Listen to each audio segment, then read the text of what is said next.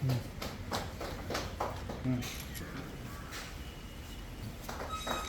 வேந்தன் அவர்கள். இப்பொழுது நாங்கள் புன்றாக படம்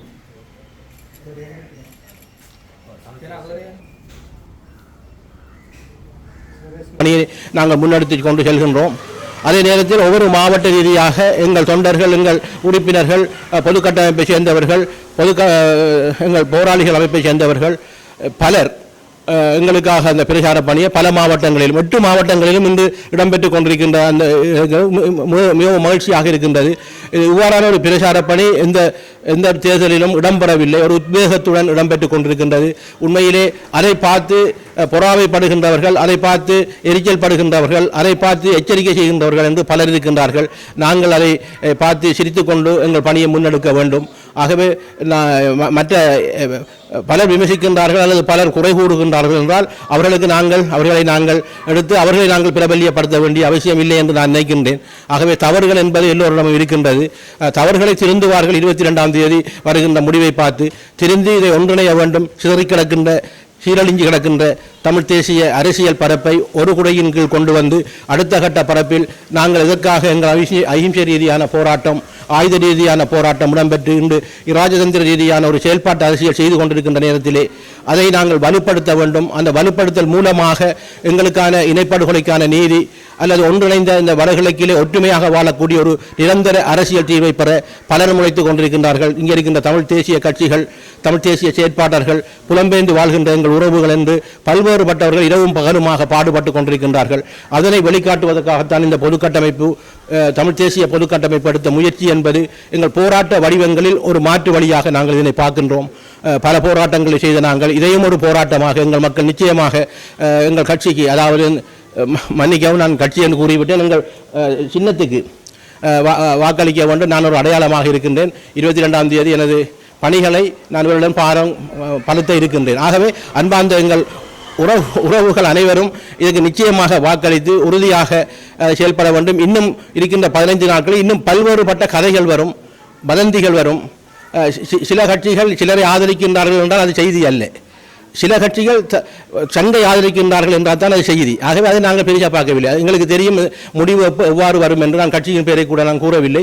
ஆகவே இன்னும் இருக்கின்ற 15 நாட்களில் அவர்களும் திருந்த வேண்டும், அவ்வாறானவர்களும் திருந்தி வர வேண்டும். ஏனென்றால் ஒரு பாரம்பரிய கட்சியில் நான் இருக்கின்றேன். நான் ஒரு இலங்கை தமிழரசு கட்சியின் பாரம்பரியமாக எங்கள் தந்தை செல்வா அவர்கள் எந்த நோக்கத்திற்காக அந்த கட்சியை ஆரம்பித்தாரோ அந்த நோக்கத்தின் அடிப்படையில் தான் நான் இந்த கட்சியில் இருந்து இந்த பொது வேட்பாளராக வந்திருக்கின்ற என்ற விடயத்தை பொதுமக்கள் அறிந்து அதற்காக வாக்களிக்க வேண்டும் என்று கேட்டு எல்லோருக்கும் நன்றி கூறி விடைபெறுகின்றேன். நன்றி, வணக்கம்.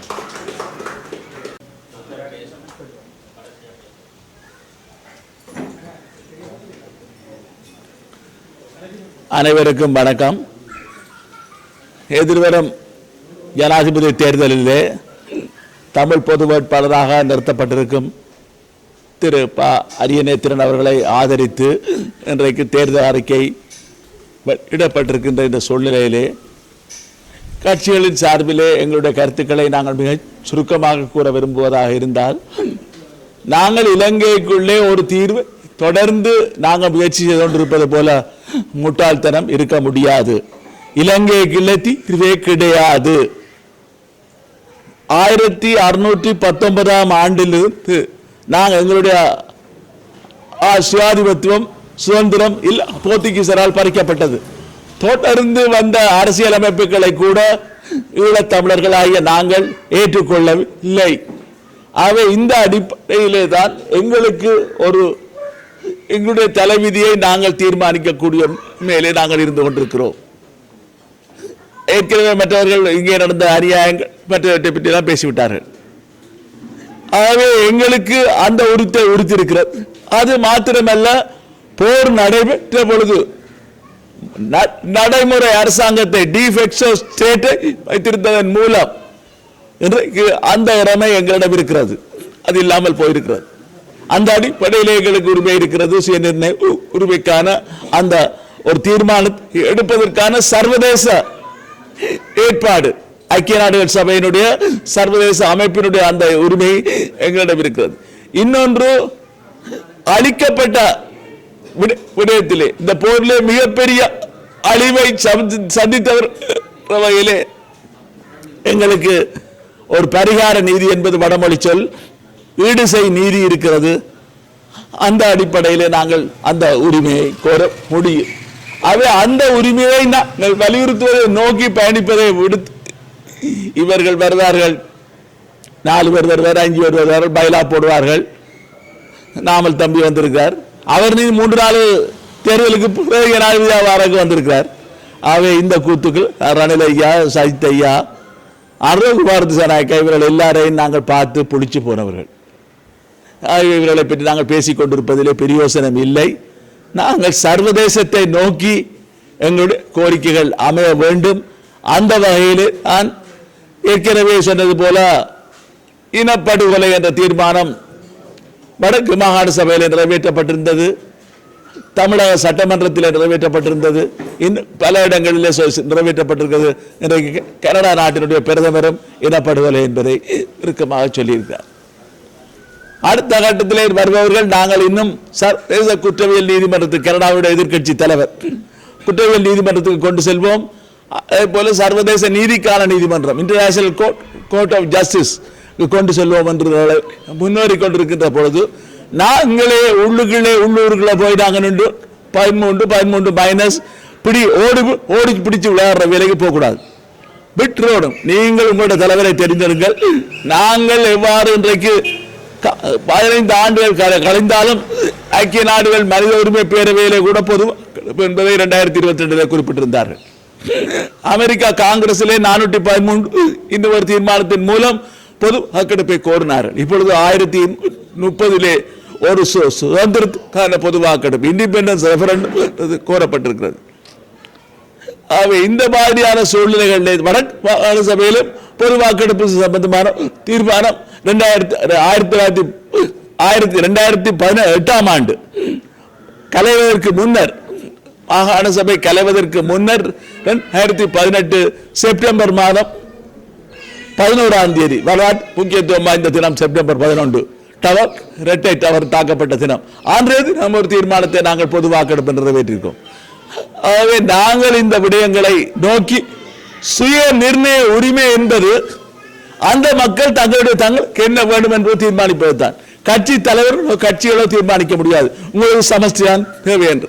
அந்த வகையிலே அதை நோக்கி செல்லக்கூடிய விதத்திலே இந்த தீர்மானத்தை நாங்கள் சர்வதேசத்தை நோக்கி, சர்வதேச சமூகம், ஐநா மன்றம் இந்த சுயநிர்ணய உரிமைக்கான பொறிமுறையை செய்ய வேண்டும் என்ற கோரிக்கையை நாங்கள் இறுக்கமாக இதை வைப்பதன் ஊடாகத்தான் இதை நாங்கள் ஒரு மிகப்பெரிய அளவிலே இந்த பொது வேட்பாளர் என்ற விடயத்தை முன் கொண்டு செல்ல முடியும். அதை நோக்கி நாங்கள் முன்னுக்கு செல்ல வேண்டும். அதை விடுத்து வெற்றி தோல்வி கிடையாது. நாங்கள் இத்தனை லட்சம் பேர் இந்த கோரிக்கையை கேட்டோம் என்று பட்டுக்கோட்டை தீர்மானம் எடுக்கப்பட்டது என்றால் பட்டுக்கோட்டை தீர்மானத்தை இப்பொழுது கைவிட்டது மாதிரி வந்துவிட்டது. ஆகவே மீண்டும் மீண்டும் சமஸ்தி என்று சென்று கொண்டிருக்கார். அவர் இலங்கை அரசாங்கம் சொல்லட்டும், நான் சமஸ்தியை தருகிறேன். அந்த வாக்கெடுப்பிலே ஈழத் தமிழர்கள் தீர்மானிக்கட்டும், உங்களுக்கு சுதந்திரம் வேண்டுமா இல்லையா.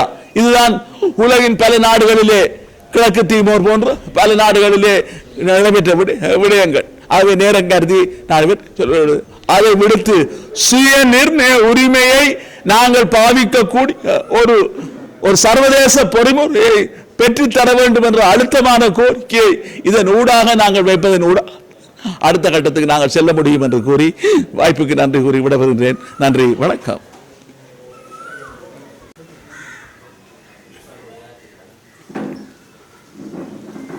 இந்த தேர்தல் விஞ்ஞாபனம் தொடர்பில் பல்வேறு விதமான எதிர்பார்ப்புகள் இருந்தது. அதே நேரம் பல பரிந்துரைகள் இருந்தது. அந்த அனைத்து விதமான பரிந்துரைகளையும் எங்களுடைய குழு கருத்தில் கொண்டு இந்த தேர்தல் விஞ்ஞாபனத்தை இன்று வெளியிடுகின்றது. உண்மையில் இந்த தேர்தல் விஞ்ஞாபனத்தை வெளியிடுகின்ற இந்த சந்தர்ப்பத்திலே தமிழ் சூழலில் ஏற்கனவே பேசப்பட்டது போன்று தமிழ் மக்கள் மத்தியில் இருக்கின்ற பிரதான அரசியல் கட்சியான இலங்கை தமிழரசு கட்சி ஒரு தீர்மானத்தை வெளியிட்டிருக்கின்றது. இந்த தமிழ் பொது வேட்பாளரை தோற்கடித்து, அதாவது இந்த தேர்தல் விஞ்ஞாபனத்தை தோற்கடித்து சஜித் பிரேமதாசாவை ஆதரித்தல் என்ற நிலைப்பாட்டை அறிவித்திருக்கிறது. இது ஒரு துரதிர்ஷ்டவசமானது. அது நேரம் ஒரு வரலாற்று தவறாகும். இலங்கை தமிழரசுக் கட்சி ஒரு சிறிய குழுவால் கட்டுப்படுத்துவதாக சொல்லப்பட்டாலும் தர்க்க ரீதியில் அது தவறானது என்பது என்னுடைய கருத்து.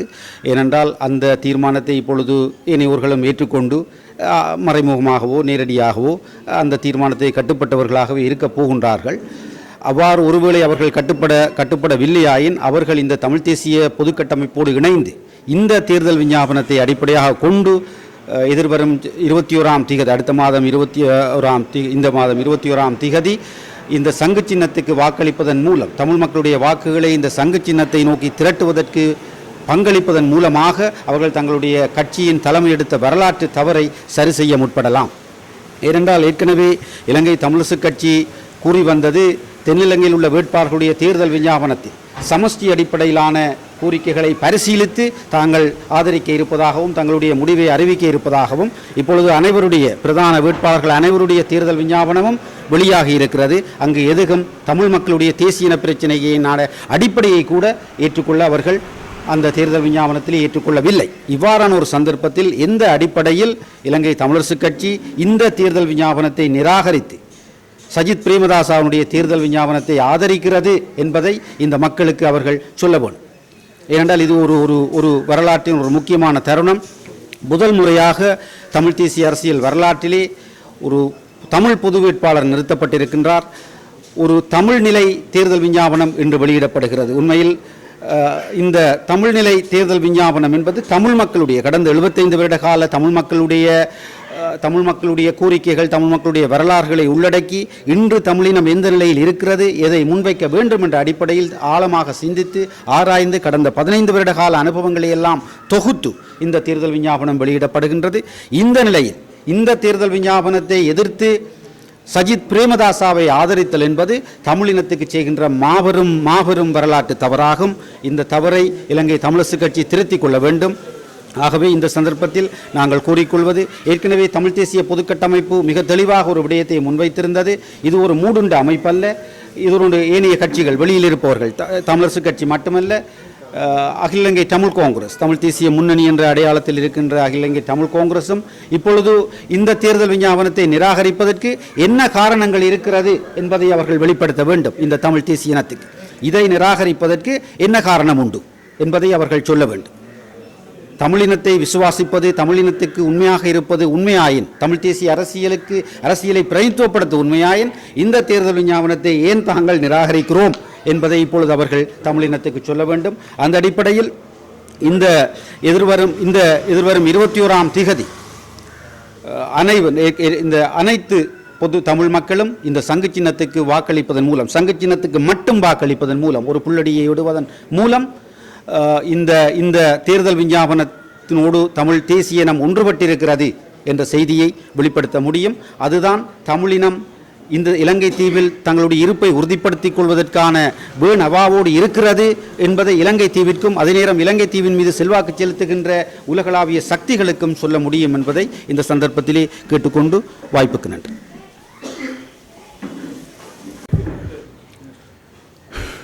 இன்று வடகிழக்கு தமிழ் மக்களின் வாழ்விலே ஏன் இலங்கையின் தமிழ் மக்களின் வாழ்விலே ஒரு முக்கியமான நாள்.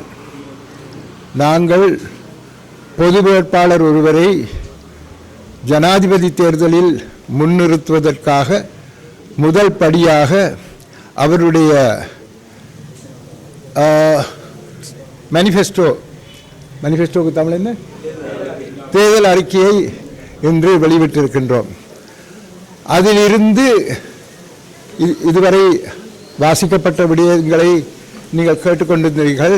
அதிலிருந்து எங்களுக்கு எந்த விதமான ஒரு மனோநிலையை பெற்றிருக்கின்றோம், எந்த மாறான ஒரு மனோநிலையில் இருந்து நாங்கள் முன்னேறி செல்ல இருக்கின்றோம் என்பதை அறிந்து கொண்டிருப்பீர்கள்.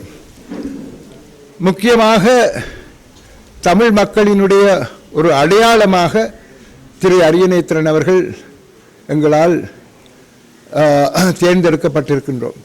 அவர் ஒரு தகுதி மிக்கவர், மக்களோடு சேர்ந்து வாழ்ந்து வந்தவர். அதன் காரணத்தினால் மக்களை அடையாளப்படுத்தும் ஒருவராக அவரை தேர்ந்தெடுத்திருப்பது சாலச் சிறந்தது. அதுவும் கிழக்கு மாகாணத்தில் இருந்து வருவதால் அவருடைய முக்கியத்துவம் இன்னும் மேன்மை அடைகின்றது. இந்த நிலையிலே நாங்கள் வருங்காலங்களில் எங்களுக்கு இருக்கின்ற காலம் மிகவும் குறைவு என்றாலும் நம்முடைய மக்களை உசுப்பேத்தி அவருக்கு வாக்களிப்பது எந்த விதத்திலே தங்களுடைய வருங்காலத்தை பாதிக்கப் போகின்றது அல்லது வருங்காலத்தை செம்மை மிக்கதாக மாற்றப் போகின்றது என்பதை அவர்களை அறிய செய்ய வேண்டும். ஏனென்றால் இன்றுதான் இந்த தேர்தலில் தான் நாங்கள் முதன்முறையாக தமிழர்களாக சிந்திக்கின்றோம், தமிழ் மக்களாக சிந்திக்கின்றோம். தமிழ் மக்கள் சார்பில் ஒருவரை முன்னிறுத்தி நாங்கள் அடுத்து என்ன செய்ய வேண்டும், இந்த நாட்டினுடைய தமிழ் மக்கள் இதுவரை காலமும் பல விதத்திலும் அவர்கள் இன்னல்களை சந்தித்து வந்திருக்கின்றார்கள். அவர்களை வருங்காலத்திலே எங்களுடைய வாரிசுகளை நாங்கள் எவ்வாறு பாதுகாப்பாக இந்த நாட்டிலே வளர இருக்க இடமளிக்க முடியும் என்பதை சிந்தித்து இந்த ஒரு செயற்பாட்டில் நாங்கள் இறங்கி இருக்கின்றோம். பலர் எங்களுடைய இளைஞர்கள், படித்தவர்கள், பல நல்ல நிலைகளிலே உத்தியோகங்களிலே இருப்பவர்கள் எங்களை விட்டு நாட்டை விட்டு சென்று கொண்டிருக்கின்றார்கள். நாங்கள் இவ்வாறான தமிழ் மக்களை ஒன்றிணைத்து செய்யும் ஒரு செயல்பாட்டில் இறங்காமல் விட்டவுமானால் அவர்கள் தொடர்ந்து நாட்டை விட்டு சென்று கொண்டிருப்பார்கள். உங்களுக்கு தெரியும், பரங்கியர்கள் என்று ஒரு இன மக்கள் இருந்தார்கள். என்னுடைய இளம் காலத்திலே என்னுடைய வகுப்பிலே பல பரங்கியர்கள் இருந்தார்கள். அவர்கள் 1956ஆம் ஆண்டு வந்ததன் பிற்பாடு இந்த நாட்டிலே இருந்து எங்களுக்கு வருங்காலம் நல்லதாக இருக்காது என்ற நிலையிலே பலர் இந்த நாட்டை விட்டு ஆஸ்திரேலியா சென்று விட்டார்கள். இப்பொழுது அங்கு கிரிக்கெட் விளையாடும் பெவன் அவர்களுடைய தகப்பனாரோ அல்லது தகப்பனாரின் சகோதரர் என்னுடன் ஒரே வகுப்பிலே படித்தவர். ஆகவே அவர்கள் இங்கிருந்து சென்று அங்கு வாழ்கின்றார்கள், நல்ல நிலையிலே வாழ்கின்றார்கள். அங்குள்ள அரசாங்கத்தால், அங்குள்ள மக்களால் அனுசரித்து அவர்களை ஏற்று அவர்களை வாழ விடுகின்றார்கள். இங்கு நாங்கள் பிறந்த இந்த நாட்டிலே எங்களுக்கு இடமில்லை, எங்களை இரண்டாந்தர பிரஜைகளாக ஆக்கிவிட்டார்கள். எனவே இவை எல்லாவற்றையும் நாங்கள் மனதில் நிறுத்தி அடுத்து என்ன செய்ய வேண்டும் என்பதை சிந்திப்பதற்காக முதலிலே நாங்கள் செய்ய வேண்டியது ஒற்றுமைப்படுத்தல். இந்த ஒற்றுமையின் சின்னமாகத்தான் திரு அரியநேத்திரன் அவர்களை நாங்கள் எங்களுடைய அடையாள சின்னமாக நாங்கள் எடுத்திருக்கின்றோம். ஆகவே அவருடைய அடையாள சின்னமான சங்கு 21ஆம் தேதி முழுமையாக ஒலிக்க வேண்டும். தமிழர் பிரதேசம் எங்கும் தமிழ் மக்கள் சங்கை ஊதி எவ்வாறு நாங்கள் ஒரு நல்ல காரியத்தை தொடங்குகின்றோமோ அதே போன்று அதற்கு எங்களுடைய சங்கு சின்னத்துக்கு எங்களுடைய வாக்கை அளித்து, திரு அரியநேத்திரன் அவர்களுக்கு எங்களுடைய வாக்கை அளித்து, தமிழ் மக்களினுடைய வருங்காலம் நல்லதாக இருக்க போகின்றது என்று அறை கூவுவோம். அதற்கு ஏற்ற நடவடிக்கைகளை இன்று தொடக்கம் எடுத்துக்கொள்வோம். நன்றி, வணக்கம்.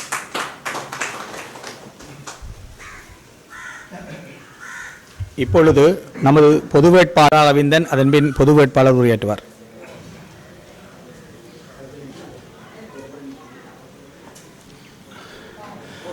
வடகிழக்கு பிரதேசத்தை பிரதிநிதித்துவப்படுத்தி இயங்கிக் கொண்டிருக்கின்ற 7 தமிழ் தேசிய கட்சிகளும் வடகிழக்கினை பிரதிநிதித்துவப்படுத்தி செயல்பட்டு கொண்டிருக்கின்ற 7 சிவில் சொசைட்டிஸ், அதாவது சமூக மட்ட அமைப்புகளுமாக அதற்குள் அந்த 7 அமைப்புக்குள் 83 அமைப்புகளும் உள்ளடங்கலாக சேர்த்து தமிழ் தேசிய பொது கட்டமைப்பு என்ற ஒரு அமைப்பை உருவாக்கி எதிர்வரும் ஜனாதிபதி தேர்தலிலே ஒரு தமிழ் வேட்பாளரை பொது வேட்பாளராக அறிமுகப்படுத்தி நிறுத்தப்பட வேண்டுமென்று எடுத்த முடிவின் அடிப்படையிலே இன்றைய தினம் அந்த பொது கட்டமைப்பினுடைய தேர்தல் விஞ்ஞாபனம் என்பது உத்தியோகபூர்வமாக வெளியிடப்பட்டிருக்கின்றது. அந்த உன்னதமான சிறப்பான ஒரு மகத்துவமான நிகழ்வுக்கு வருகை தந்திருக்கக்கூடிய கட்சிகளுடைய தலைவர்கள் மற்றும் பொது கட்டமைப்பினுடைய பொது அமைப்புகளுடைய முக்கியஸ்தர்கள், அதே போல 1981 காலத்திலே கைது செய்யப்பட்டு வெலிக்கடை வெஞ்சிரையிலே வஞ்சகமாக கொல்லப்பட்ட குட்டிமணி தங்கத்துரை, ஜெகன், நடேசுசாதன், ஸ்ரீவாதம், ஸ்ரீகுமார் தேவன் போன்றவர்களுக்கு அன்று 81ஆம் ஆண்டிலே இருந்து 80 காலத்திலே இருந்து அயராது இலவசமாக வழக்காடிய மூத்த சட்டத்திரணி, தமிழ் தேசிய உணர்வாளன், தமிழ் இன பற்றாளன், தமிழின மண்ணுக்காகவும் விடுதலைக்காகவும் அந்த தலைவர்களை, அந்த விடுதலை வீரர்களை விடுவிப்பதற்காக அப்பொழுது அமிர்தலிங்கம் ஐயாவோடும் சிவசிதம்பரம் ஐயா போன்ற சட்டத்திறனிகளோடு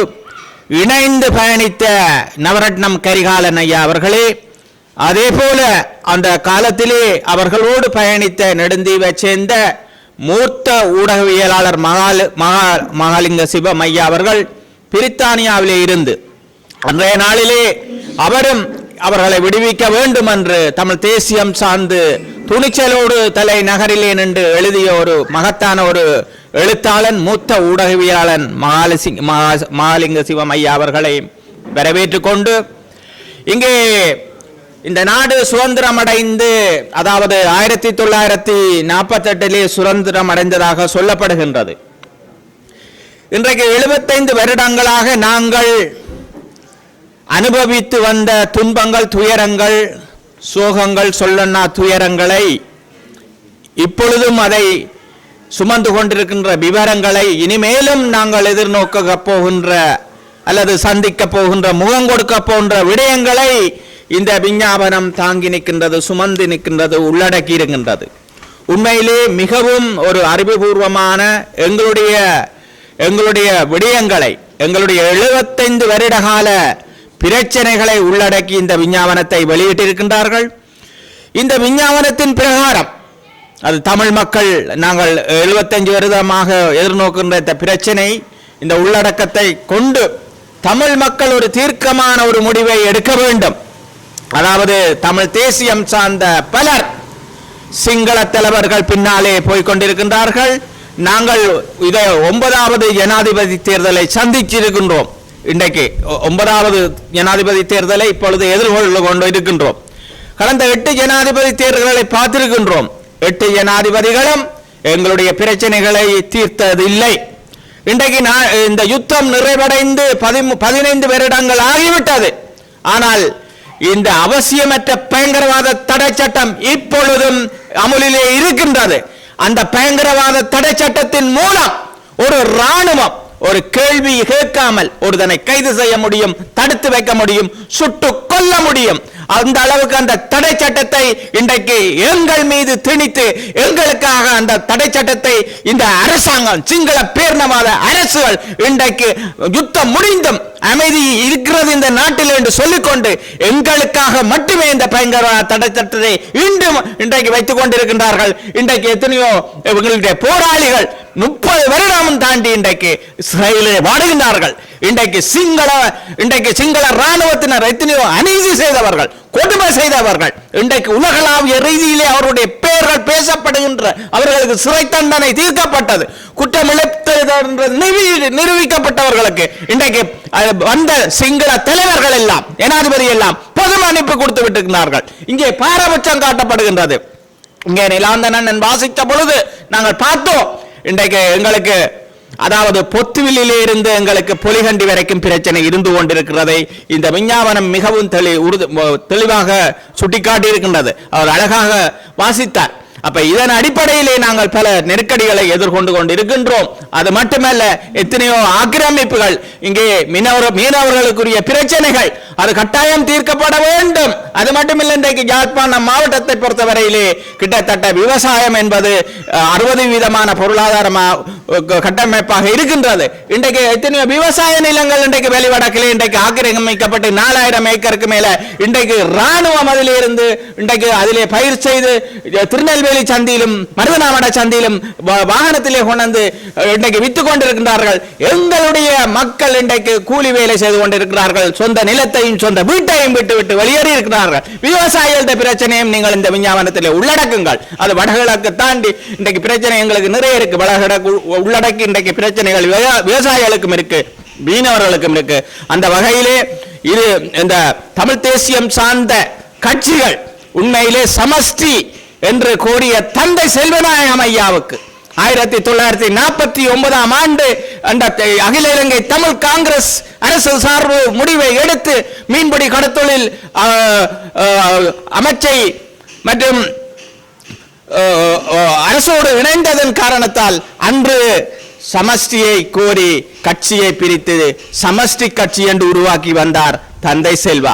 அதன் பாதையிலே பயணித்து வந்தவர்கள், அதன் கொள்கையிலே நிலைத்து வந்தவர்கள், நீடித்து வந்தவர்கள். இன்று நீங்கள் சமஷ்டியை கைவிட்டு இன்றைக்கு சிங்கள தேசத்துக்காக அந்த அவர் சொன்னார்கள், அவர்கள் அதாவது சமஷ்டி என்று உள்ளடக்கப்பட்டிருந்தால் தான் நாங்கள் ஆதரிப்போம், அதுவரைக்கும் விஞ்ஞாபனம் வெளிவரும் வரைக்கும் நாங்கள் பார்த்து கொண்டிருக்கிறோம் என்று சொன்னார்கள். இலங்கை தமிழரசு கட்சியினர் சொன்னார்கள். பேச்சாளர் சொல்லிக்கொண்டே வந்தார். எல்லா மேடைகளிலும் எல்லா பத்திரிகையாளர் மாநாட்டும் சொல்லிக் கொண்டு வந்தார். முக்கியமான வேட்பாளருடைய விஞ்ஞானங்கள் எல்லாம் வரட்டும், அதிலே சமஷ்டி உள்ளடக்கப்பட்டிருந்தால் வடகிழக்கு மாநில சுயாட்சி வழங்குவோம் என்று உள்ளடக்கப்பட்டிருந்தால் நாங்கள் அதை பரிசீலிப்போம் என்று சொல்லியிருந்தார். எங்கே உள்ளடக்கப்பட்டிருக்கின்றது? அங்கு ஒன்றுமே இல்லை. இன்றைக்கு அது நிராகரிக்கப்பட்ட நிலையிலே இன்றைக்கு நீங்கள் விழுந்தடைத்து இன்றைக்கு நீங்கள் அவர்களுக்கு ஒரு உப்புச்சப்பில்லாத அந்த விஞ்ஞாபனத்துக்கு நீங்கள் இன்றைக்கு ஆதரவு கொடுத்து வெட்கம் இல்லாமல் இன்றைக்கு எத்தனையோ தியாகங்களை புரிந்த கட்சி, தந்தை செல்வா உட்பட அமிர்தலிங்கம் ஐயா உட்பட எத்தனையோ தலைவர்கள் இருந்த கட்சி, நேர்மையாக நீதியா பயணித்த கட்சி இன்றைக்கு விலை போயிருக்கிறது. இன்றைக்கு துணை போயிருக்கின்றது சிங்கள தேசத்துக்கு. இன்றைக்கு சிங்களவருக்கு அடிமையாகிவிட்டது. அந்த வகையிலே இந்த கட்சி திருந்த வேண்டும். மாற்றம் அந்த கட்சி மாறி இந்த தமிழ் தேசிய பொது கட்டமைப்பால் நிறுத்தப்பட்டிருக்கின்ற தமிழ் வேட்பாளருக்கு அவர்கள் வாக்களிக்க வேண்டும். அவர்கள் மனம் திரும்புவார்கள், மனம் மாற வேண்டும் என்று கேட்டு விடைபெறுகிறேன். நன்றி, வணக்கம்.